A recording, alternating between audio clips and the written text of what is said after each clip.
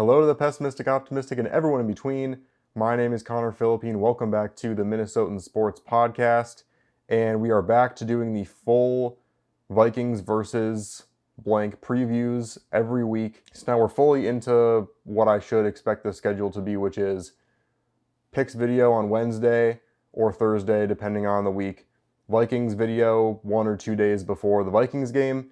And then following that, a breakdown video that I'm going to be posting actually on Tuesdays, breaking down what happened in the previous week, going over top storylines.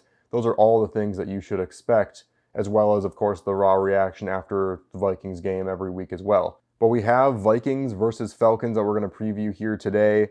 Sunday Night Football should be interesting. Vikings get 2 straight primetime games to start out their season. Vikings lead this all-time series 22-12, so that's an important storyline, of course. The most important game between these two teams was 1998 when the Falcons did beat the Vikings in the NFC Championship game. If no one knows about that, Gary Anderson was a kicker that had not missed the entire season and came in and was up 7 with a chance to kick a field goal, go up by 2 possessions late in that game, and pretty much salt the game away, and missed his first kick of the year. The Falcons would come back and win that game, and it was probably, in my opinion, the Brett Favre year was special, but I do think that year in 1998 was probably the best Vikings team to not win a Super Bowl. Vikings have won 6 of their last 7 against the Falcons as well, and it's interesting because these two teams have been very different teams every single time we've played them. We can talk about the last 3 years in a row, including this year. This will be the 3rd time in a row, I should say, that these two teams are playing, and usually you'd say, oh, well, there's some familiarity there, but every single version of these two teams have pretty much been different every single time we've played them. In November of 2023, which I believe is the first game the Vikings played with Joshua Dobbs. That was the game that he had that crazy run, diving into the end zone for the touchdown, and that was just a really weird season in general. And the Falcons were a different team as well because they had not drafted Penix yet.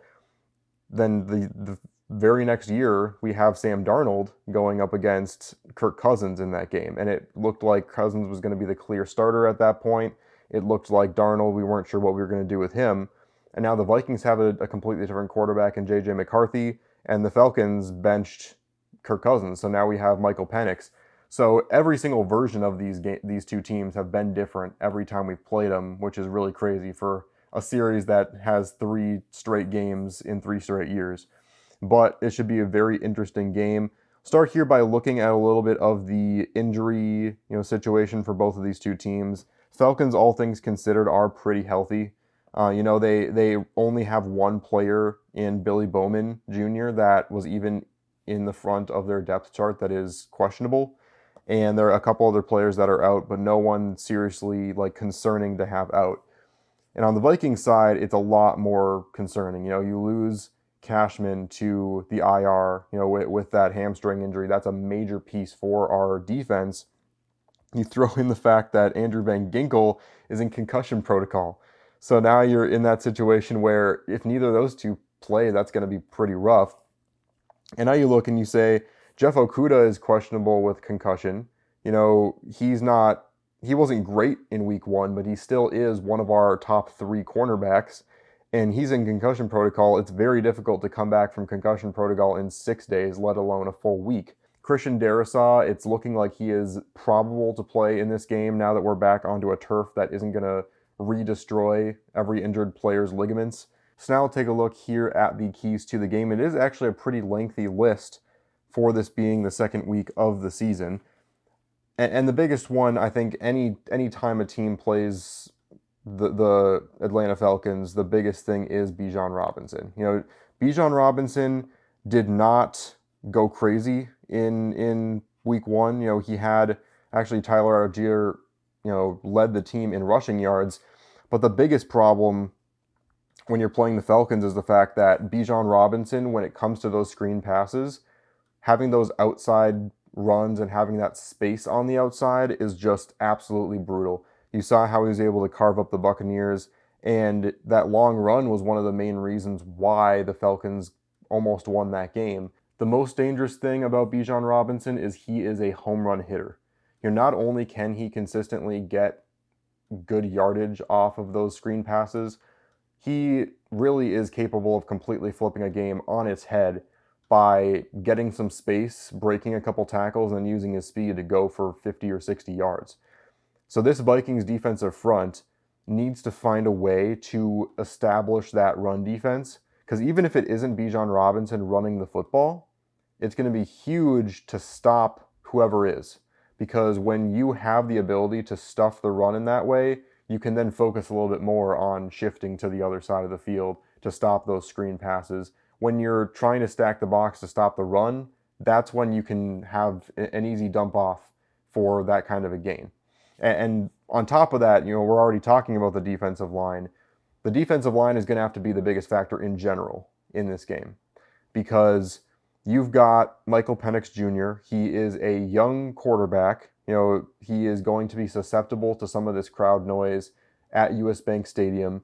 He still is very inexperienced in a lot of ways and has a lot to learn and could easily give up a couple of big mistakes, and saw him miss a couple of big throws in week 1 as well when they had an opportunity to get ahead. This will have to probably be one of the best defensive line performances we'll get in this early season. On top of that, obviously, the Bengals the very next week will be another big one. But you take into account that we have Van Ginkel out with his concussion, and now we have Cashman out for multiple weeks. He probably won't be back. The earliest he can be back is after our bye week and be back week 7. And so it's going to be pretty crazy to have to overcome not only that, but then you go beyond that to our secondary. Even with just Jeff Okudah being out, we're already so thin in our secondary. We cannot give Penix the time to escape the pocket, because Caleb Williams was able to escape the pocket plenty of times. Thankfully, he could not throw a ball accurately for the life of him throughout the majority of that game, because we were giving him plenty of time. And we saw it early in the game. We gave him time, and then it didn't take long for someone to be wide open on the other end of the field. So if we are going to send a lot in this game, we are going to have to send a lot and really get to Penix quickly. Because like I said, he either is going to scramble and find something wide open down the field, or he is going to dump it off to Bijan Robinson. I don't think that we should rely as much on that blitz as we usually do, because I think that's going to come back to bite us if we send 5 or 6, toss it to the right, and then Bijan is gone.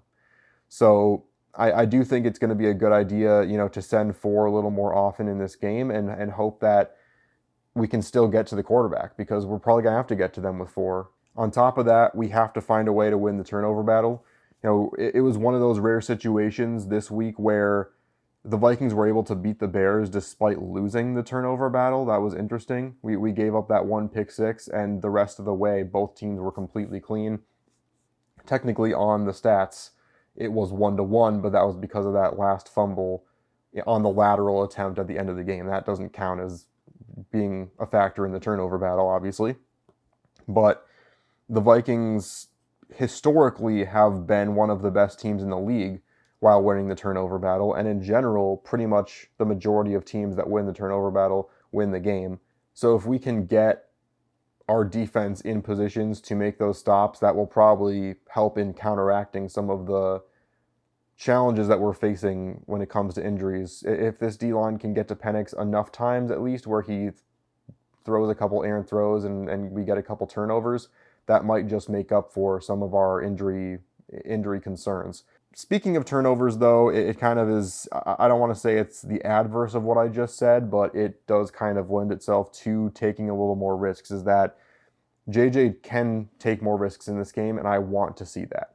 I want to see Kevin O'Connell give JJ the keys and say, I don't care if you give up an interception or 2. Throw the ball deep. Obviously, make sure those risks are calculated. You don't want to just give up the kind of pick 6 that JJ gave up in week 1, but I would much rather see JJ go deep, get some big plays, and be an impact player, and also give up an interception or 2, versus handing off the ball when we shouldn't be and playing conservatively, because that I don't want us to get back into the way we were playing with Kevin O'Connell and Mike Zimmer, where we were so afraid that Kirk Cousins was going to throw an interception or two in a game that we weren't letting him, take charge and be his full potential.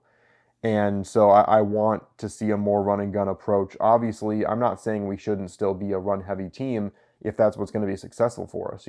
Jordan Mason played amazingly, so I don't want to shy away from it when it's working. I'm just saying we can't be a team that fully relies on the run, because then JJ's not going to develop the way that he needs to in order to be our franchise QB.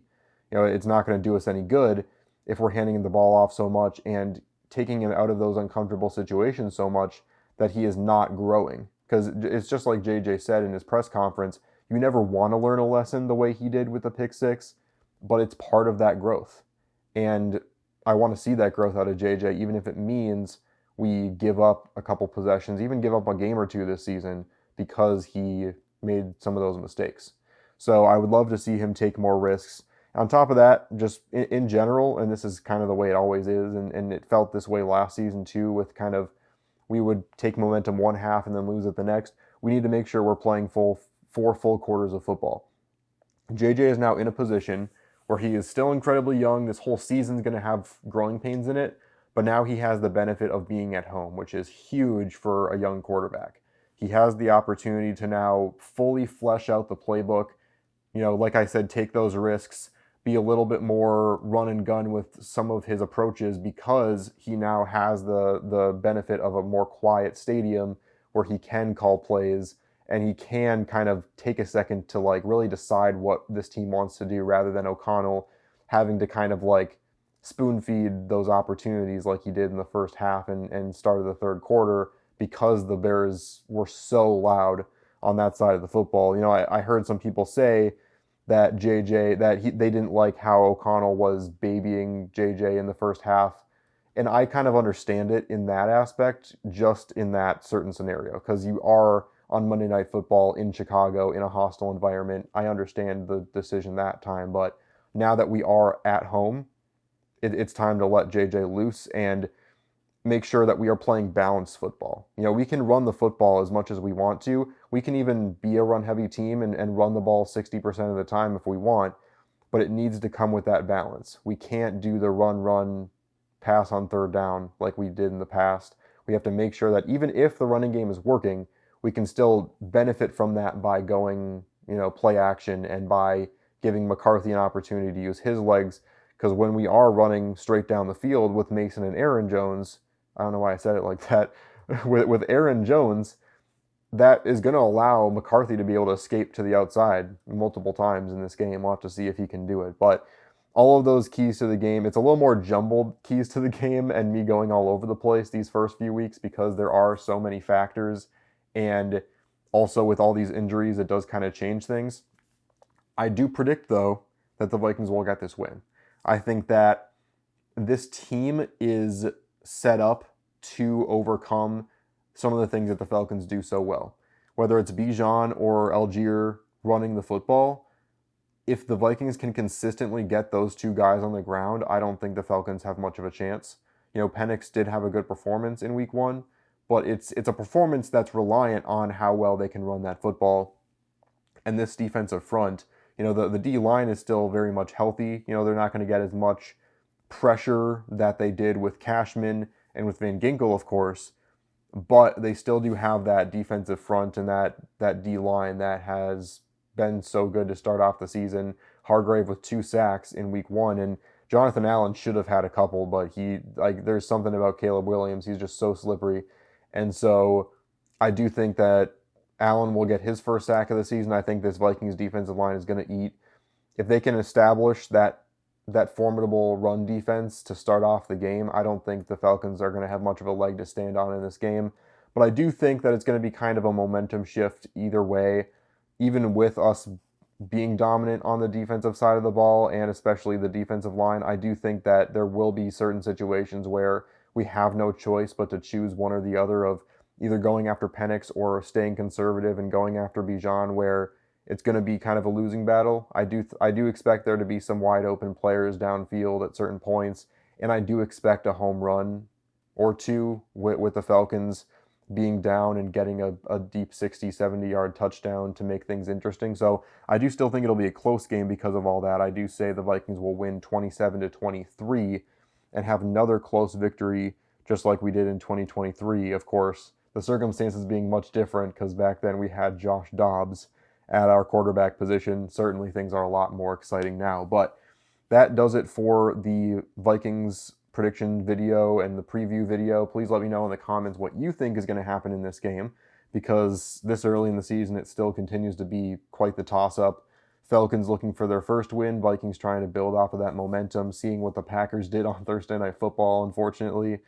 Definitely lighting a fire under them to continue to play good, solid football. So it should be a very exciting Sunday night. But thanks so much for watching this one. Please like and subscribe, and I'll see you on the flip side.